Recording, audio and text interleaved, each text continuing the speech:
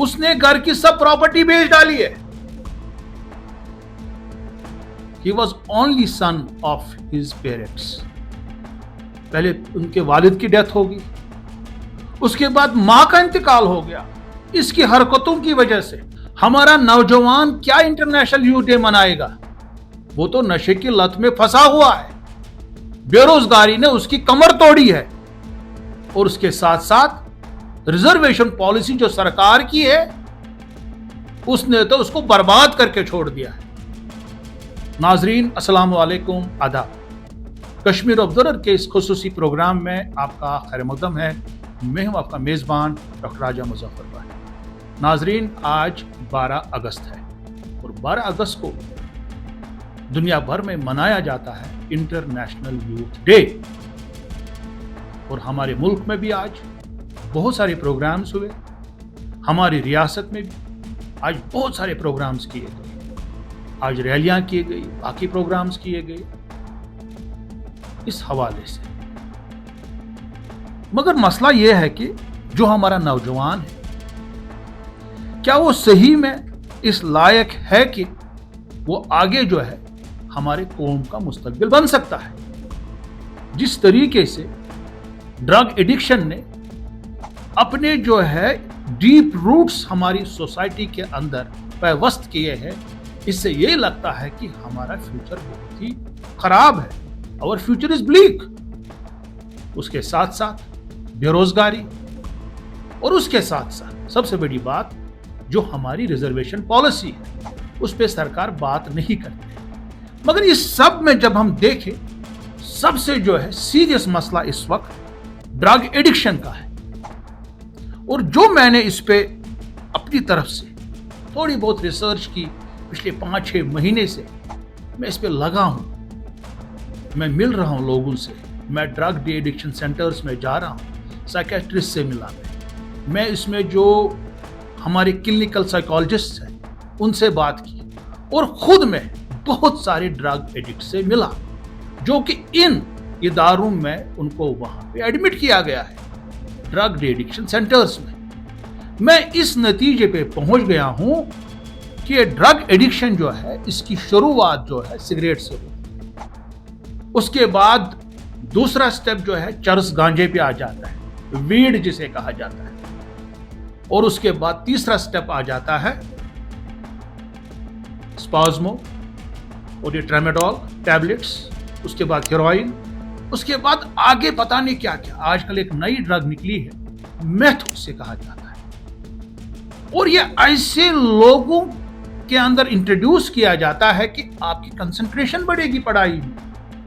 मैं हैरान हो गया।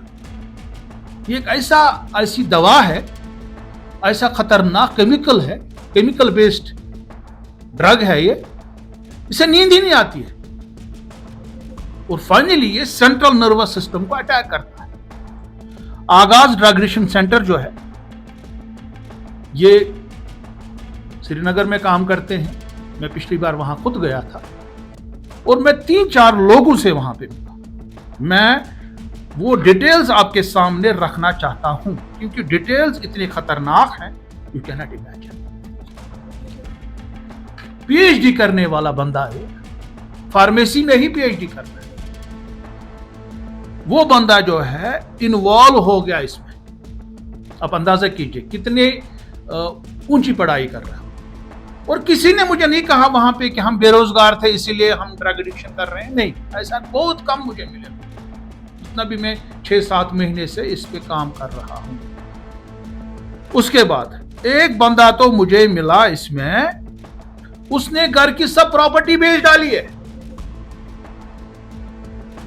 He was only son of his parents.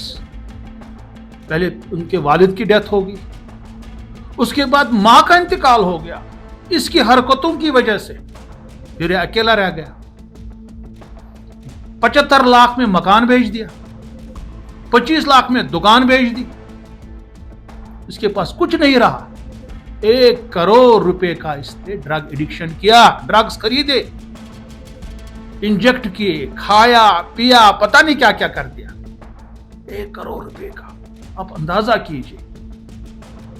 मगर इसके कुछ रिश्तेदार इतने अच्छे हैं, उन्होंने इसकी हैंड होल्डिंग की और उसको ड्रग डी एडिक्शन सेंटर पहुंचाया। उसके साथ मुझे और एक बंदा मिला, उसकी तो हालत यह है कि वो श्रीनगर के एक जाने माने स्कूल में पढ़ने वाला लड़का, 10 साल के अंदर उसने अपने आप को बर्बाद कर डाला। जब मैं उसकी मां से मिला, उसने भी मुझे यही कहा कि पहले सिगरेट से शुरू हुआ, उसके बाद चरस से शुरू हुआ, गांजे से शुरू हुआ। हमने तो इतनी बड़ी कैंपेन चलाई, नशा मुक्त जम्मू कश्मीर, नशा मुक्त भारत कैंपेन तो है ही। उसके बाद 100 दिन की कैंपेन चलाई under the guidance of LG Manoj Sinha साहब। बेहतरीन प्रोग्राम है, मगर क्या ये प्रोग्राम इसको यहां ही एंड करना है? क्या ये हमारी सोशल रेस्पॉन्सिबिलिटी नहीं है कि इस प्रोग्राम को हम आगे ले जाएं? नशा मुक्त जम्मू कश्मीर 2 क्या खाली अवेयरनेस है? जो इस वक्त यहां पे गांजे की भरमार हो चुकी है, भांग, चरस, कैनिबिस, उसकी फसल तो तैयार है, उसको तो अब हार्वेस्ट करना है। क्या किसी को एहसास है कि कैनिबिस को खत्म भी करना है, इसको काटना है, इसको उड़ा देना है? आप अपने विजुअल्स में देख रहे हैं।